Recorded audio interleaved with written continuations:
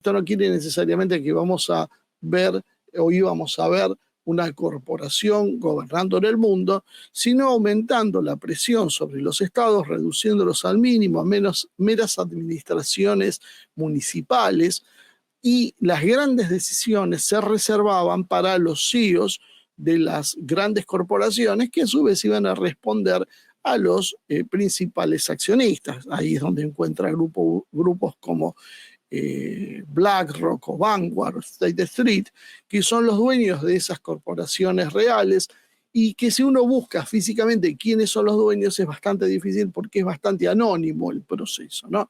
Pero en general sabemos que hay una élite que construía poder, y para construir ese poder necesitaba bajar el poder de los estados, que no puedan condicionar sus políticas. Y dentro de ese proceso también lo hacía con los Estados Unidos. No era una excepción los Estados Unidos. No era al servicio de Estados Unidos, sino en contra de los estados y al servicio del capital privado, sobre todo el capital de origen financiero transnacional. Y eso es lo que terminó por debilitar a Estados Unidos en ese proceso que antes estábamos describiendo. Este proceso fue diferente en distintos lugares, como se ha ido dando. Por ejemplo, México obtuvo algunas ventajas circunstanciales, dado que recibió un cierto rebote del mercado estadounidense cuando se asoció, bajando los costos para las empresas, generando más puestos de trabajo en algunas áreas, mientras que otras terminaron siendo arrasadas porque dependía cómo las organizaciones internacionales, las corporaciones internacionales, dividían y asignaban a cada país su lugar en esta nueva cadena de valor que formaban el orden del trabajo. En México pudo haber traído en algunos sectores una mejora de vida, aunque como el esquema también es de extracción de riquezas y funciona en base a élites internacionales que se posicionan en sociedad con élites locales para extraer la mayor ganancia posible de cada uno de los países, en México, como otros países de la región, vieron un mayor ingreso, pero también vieron como ese ingreso no se repartía justamente en sus poblaciones, sino que se redistribuía hacia estos grupos elitistas.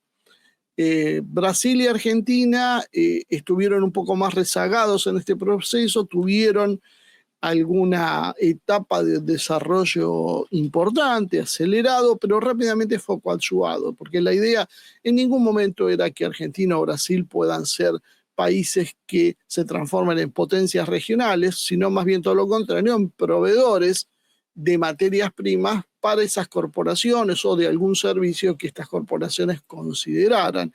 Por eso vimos en líneas generales que tanto la Argentina como Brasil se han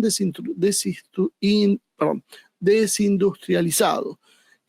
Nuestros países lamentablemente han reprimarizado sus producciones, inclusive en sus años más gloriosos, proceso que se fue acentuando con los años posteriores, que aplicaron programas liberales en forma más descarnada, y esto se reflejó en la destrucción de las clases medias y en el aumento de la pobreza. O sea, cuando uno habla del aumento de los pobres, significa básicamente que las clases medias se destruyeron. No hay que tener cuidado con dividir pobres y clase medias, porque en realidad uno está absolutamente relacionado con otro. Destruir a las clases medias significa que los que más van a ganar no van a ser los pobres, van a ser los mega ricos. Y lo que pobres va a suceder es que van a tener más competidores. Este proceso se explica de alguna manera, por ejemplo, con el Lava Jato en Brasil, donde el gobierno de Lula se había montado en una historia reciente de Brasil como un país que buscaba despegarse, transnacionalizarse, con empresas brasileñas que empezaban a hacer incursiones en África y en América, y simplemente con la excusa de la corrupción, todo este proceso fue desmantelado en una operación donde seguramente la inteligencia de Estados Unidos tendría muchas explicaciones que dar si algún día se investigaba cuál fue el objetivo.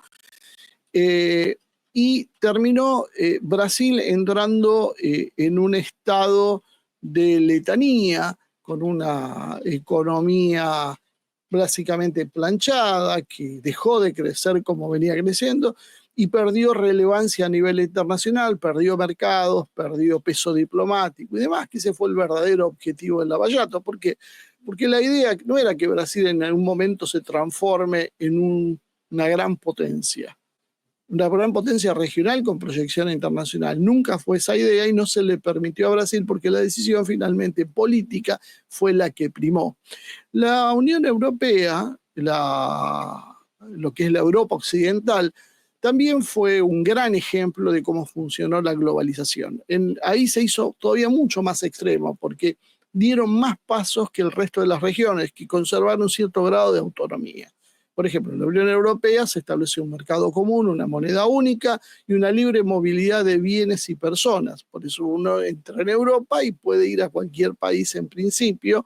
Ahora hay algunas restricciones sin ningún problema, porque Europa se globalizó y se transformó en un gran espacio. Como prototipo de lo que debería haber sucedido a nivel mundial, y las empresas europeas como Volkswagen, Airbus o Nestlé comenzaron a operar decididamente globalmente. Este proceso no fue tan virtuoso como se esperaba. Europa se dividió entre ganadores y perdedores. Por ejemplo, España, que era una de las 10 economías industriales del mundo en la década del 60, en la década del 70, se terminó transformando en un país apenas proveedor de servicios turísticos y no mucho más que eso, en función de ceder su capacidad industrial a Alemania. El costo de ingresar a España en la Unión Europea y ser aceptada como un país más fue precisamente desmantelar sus capacidades industriales. Y este es un proceso que paralelamente generó, bueno, que algunos países europeos, los del norte de Europa principalmente, sean los grandes ganadores y los del sur perdedores.